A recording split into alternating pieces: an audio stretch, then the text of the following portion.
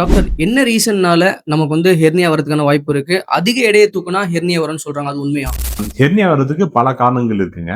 ஒரு சில டைம்ல பார்த்தீங்கன்னா, குழந்தைங்களுக்கு பொறக்கிறப்ப ஏற்படும் சில குறைபாடுகளால கூட ஹெர்னியா வரலாங்க. அது கம்ப்ளீட்டா குணப்படுத்திடலாம். இது கன்ஜென்டல் ஹெர்னியான்னு சொல்லுவோம். அது இல்லாம பார்த்தோம்னா, ஹெர்னியா வரதுக்கு முக்கியமான காரணங்கள் வெயிட் தூக்குறது. வெயிட் தூக்குறப்ப மசில்ஸ்ல ஏற்படுற ஒரு குறைபாடுல ஹெர்னியா வர வாய்ப்பு இருக்கு.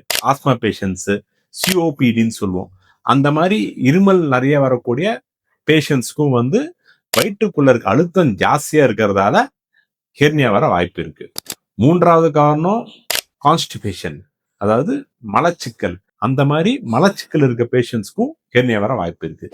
அது இல்லாம ஆண்களுக்கு புரோஸ்டேட் தொந்தரவு இருந்தாலும், அதாவது யூரின் சரியா போகாம இருக்கிறது, யூரின் அப்பப்போ போறது, யூரின் பண்ணப்ப ஸ்ட்ரெயின் பண்றது, அந்த மாதிரி இருந்தாலும் ஹெர்னியா வர வாய்ப்பு இருக்குங்க.